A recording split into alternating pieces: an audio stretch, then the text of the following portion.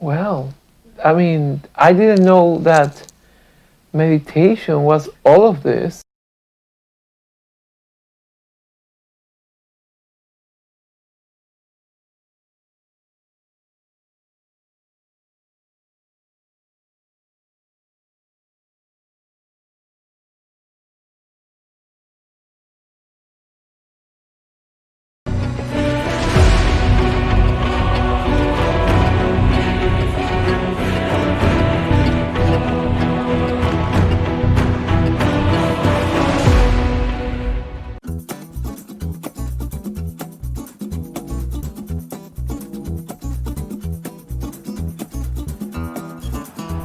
The video is about to start.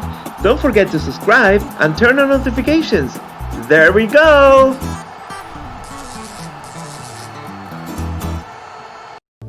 How does it improve your life, meditating? Yeah. It's changed mine entirely. I know you. I know this woman, and I met you in your peak, or I don't know if one of your peaks, because you have many, where you were like a successful, like, devour the world lady, and you were like all these, so many people would have want to be you then. And then I met you at your worst, and then I meet you now, so you're like the peaceful, tranquil,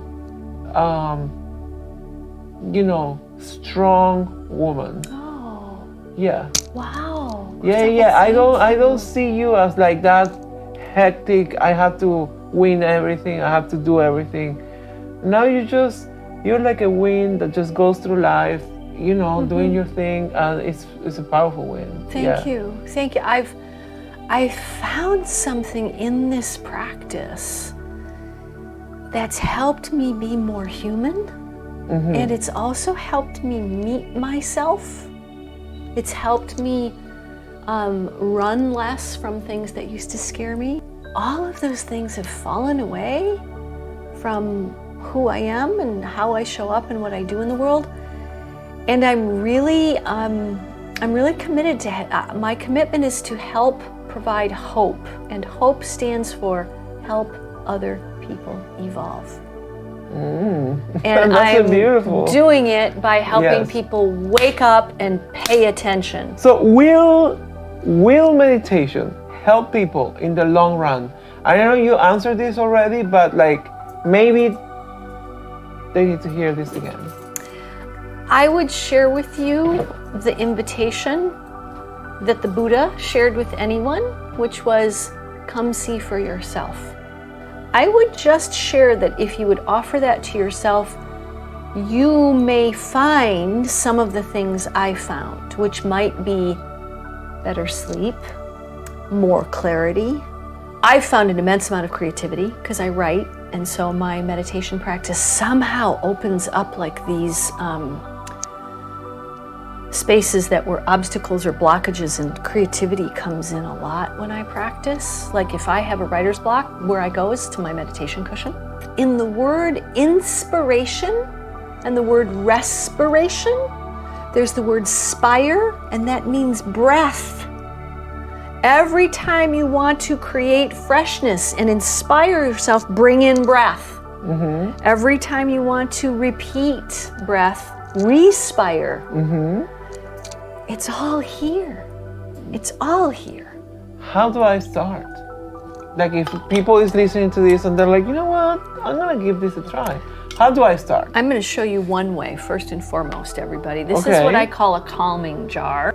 The calming jar. This is got what I call your 70,000 thoughts in it.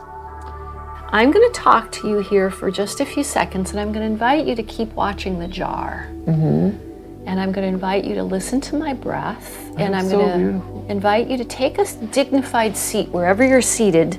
Kind of sit like a noble person, a nobleman or a noble woman. Let your shoulders roll back. Let your spine be like a stack of coins. Be alert, but not overly rigid.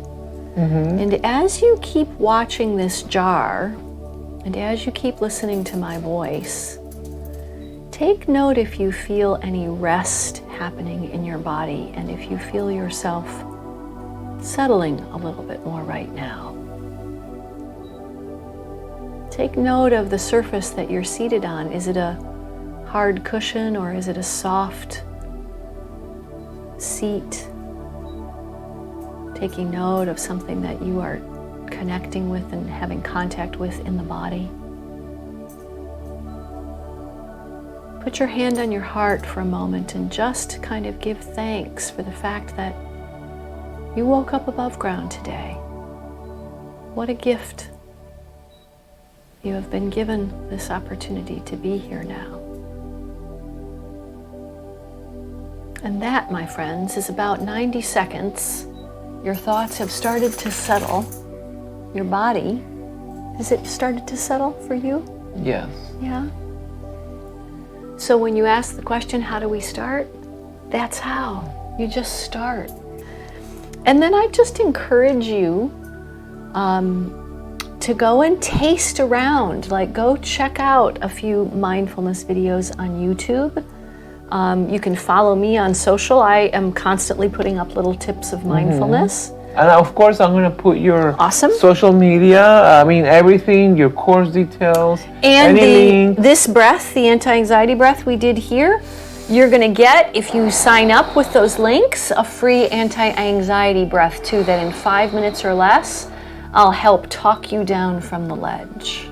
Can you share a small meditation? We kind of just did one, but we'll do one more. Okay, so take a dignified, why is it important, by the way, that you sit in a dignified way? Because just like going to the gym and learning how to press weights properly, you're actually helping your body. By the way, the reason you want to have the shoulders rolled back and the chest forward a little, yes, you're opening up the lungs for oxygen. And you just want to be alert, but not strained, okay? And I'm going to invite you to just let your palms, you see how I have them open, let them sit on the top of your lap. Yes. And if it's available, close your eyes. And if it's not, that's okay. Let your focus just go to a 45-degree angle. You could just soften your gaze. No need to necessarily close your eyes. But what I do want you to do right now is simply check in. This time you're not going to change a thing. This is like the check-in desk at the front of the hotel, but it's the check-in desk for you right now. Scan from the top of your head, past your eyebrows, and around the mouth area, and see if there's any tension that you might be able to release by just a millimeter. Maybe can you wipe the look or any kind of facial expression off your face? And let your face be in a neutral circumstance, a neutral sensation for the moment. Bringing your awareness to the outside where the ears are. And now drop your shoulders just 1 more millimeter. See if that will release a little more tension in the shoulder area. And now drop your awareness to the heart space. Checking in with your heart, trying to find one word that you could say is the quality of your heart right now. Is it grateful? Curious? Relaxed? Simply take note, try not to change a thing.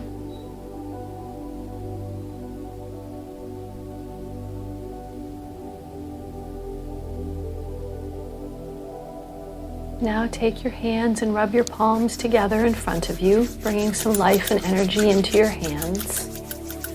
And put them both on the sides of your face. Take a nice deep breath in. Breathe out and stretch your hands nice up toward the sky. And now let your hands come down back again to your lap. And gently open your eyes. That was a little mini mindful moment. It doesn't have to be minutes upon minutes. Oh my God, I feel so clear. That might have been 2 minutes. You know what? I feel like I slept. Like I just woke up from a good sleep.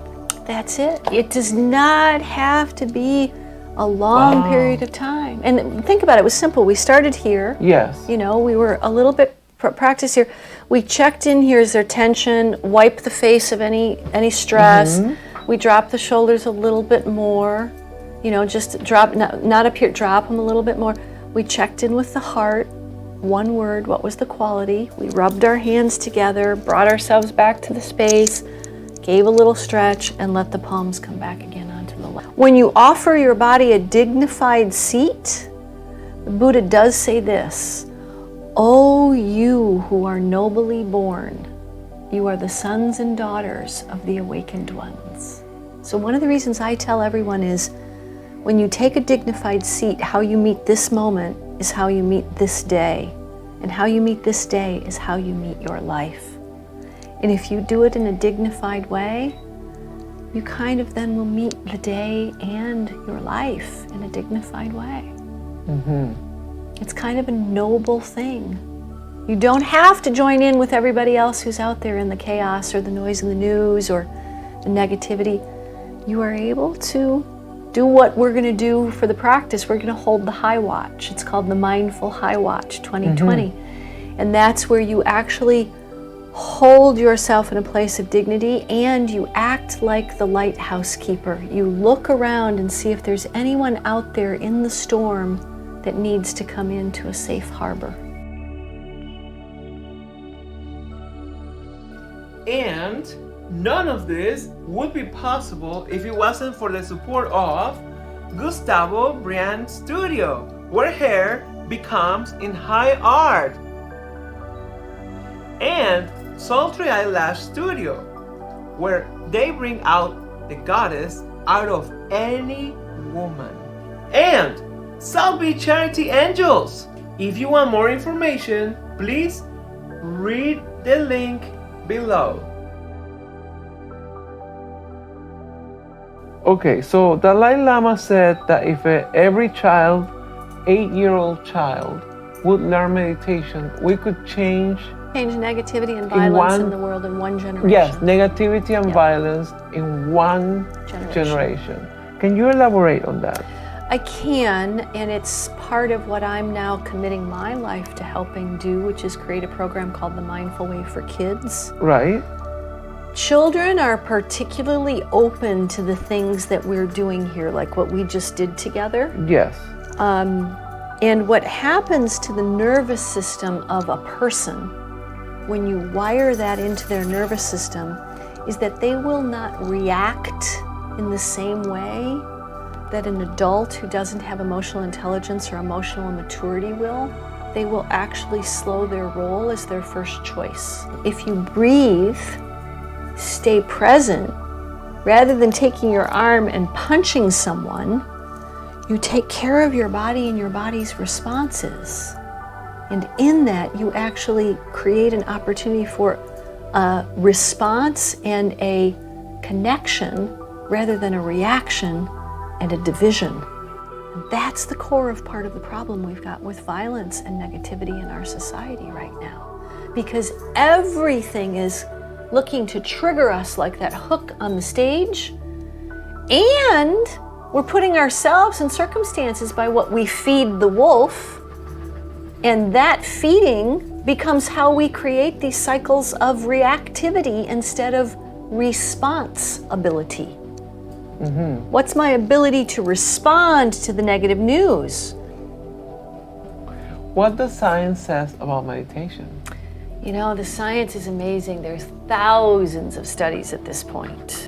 Importantly, it actually impacts what is called the neuroplasticity in your brain. So people have heard before neurons that wire together fire together. And if this is a neuron and this is a neuron, that means if this neuron over here is firing in a way that's calm and relaxed and full of the ability to respond but not react, and if it fires together enough times, it sends a signal over here to this one and it hooks. And it takes 3 times for that hook to happen. 3 times, 3 days, 3 weeks. That's why meditation challenges are 21 days. Okay. Because it takes that long for habit to be built, for you to overcome old patterns, and for the neuron here to fire with the neuron here. And once it touches 3 times, it then hooks.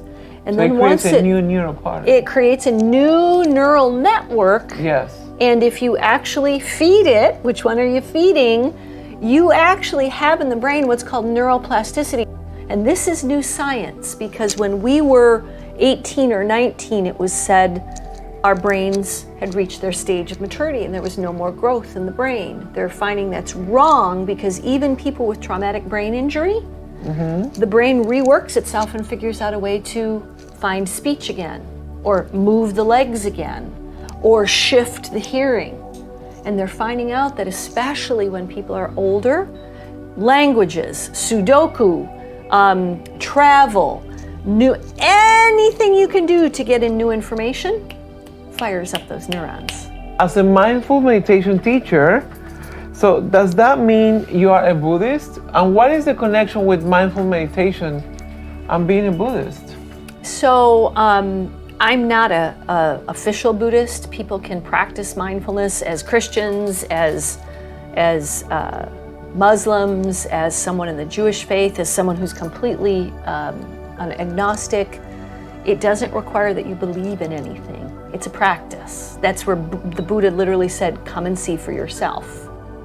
The funniest part of all is that Buddha was not a Buddhist. Oh, I wanted you to say And that. Jesus was not a Christian. Buddha was not a Buddhist. And Jesus was not a Christian. And yes. Muhammad was not a Muslim. And so it's especially for me, it's a lot less about what it is that's my card-carrying status and who I am and how I'm embodying it. You know, do I know how to live, work, create, and play in a mindful way? Okay, why was Buddha such a big deal? But the Buddha was a big deal because he was born a very wealthy, privileged dude as a son of a king, offered the world and a kingdom, and he ended up finding out that when he went outside the walls of his home and he saw illness, and then he saw old age, and then he saw a body that died, he had a servant who was his chariot master, and he said to him, what are all these things, and will they happen to me? And he said, yes, you will experience old age and illness and death, and they will happen to you. And then he saw a sage, and this sage had nothing, but he had a countenance and a presence and a peace to him. And he said, I want that. And the awakening that occurred for him was that he sat in one of these silent meditative practice moments under the Bodhi tree, and everything that could have been sent at him as temptation, women and lust and kingdoms and power and money and jewels, all were offered.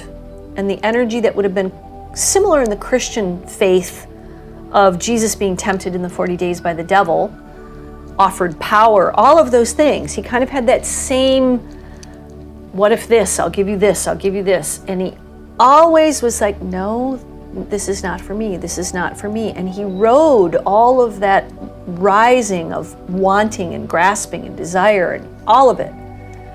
And finally, the energy in this case called Mara said to him, okay, all right, you kind of win. But there's nobody here to witness this. What a jerk. And he said, oh yes, there is. And he put his hand up and he put it down on the earth and he said, let the earth be my witness. And the reason for me he's a big deal is because that, to me, my friend, is the grounded part of the practices and the teachings in the tradition. Because it's not about trying to go leave this earth. It's not about trying to transcend this earth. It's about anchoring heaven right here on earth and actually embodying what it means to be present. We are, and that we are here to be a light and a lamp unto our own feet, so that we can be a light and a lamp unto others. Because when we are that level of flame, a flame that lights other flames never gets diminished. People who meditate then live longer or have a better quality of life. Is this a bold statement? So there's something in our mitochondria called telomeres. Telomeres. Yes, the end of a cell. The end of the cell. Yes. There has been new evidence that shows that a regular meditation practice lengthens your telomeres. And I heard that when the telomeres get old, like you get old. But if you have a young looking telomeres, then, we get to look this way. That it's an inside job. May my telomeres match the years I live in healthfulness, well-being, as the years that I live. Well, I didn't know that meditation was all of this. If you're interested in Suzanne Jewell's workshops or in her information, or if you would like to start a private meditation guidance, or I don't know how you would call it, I will put the information on the details of the video, and also you will see it at the beginning of the video and you will see it now. Ladies and gentlemen, it's 3 a.m. Suzanne has been here in the salon doing her hair. Yes, since you arrived at 5. You've been with me 10 hours. I have been, baby. This is how we roll. Yes, I'm kind of afraid to receive her, because every time she comes, we have so deep conversations, and it's just like you never leave before 1 a.m. It's always a powerful, powerful time. It's just, it's all in. We're always here, really present. Well, thank you so much for being here today. And thank you for sharing with our viewers all of this beautiful meditation stuff. Thank you. And I hope that you can keep enlightening lives and doing all the beautiful things you do. Thank you, Suzanne. Thank you. Thank you. Thank you. All right, everyone. Thank you. And see you in our next video. Got it. Bye.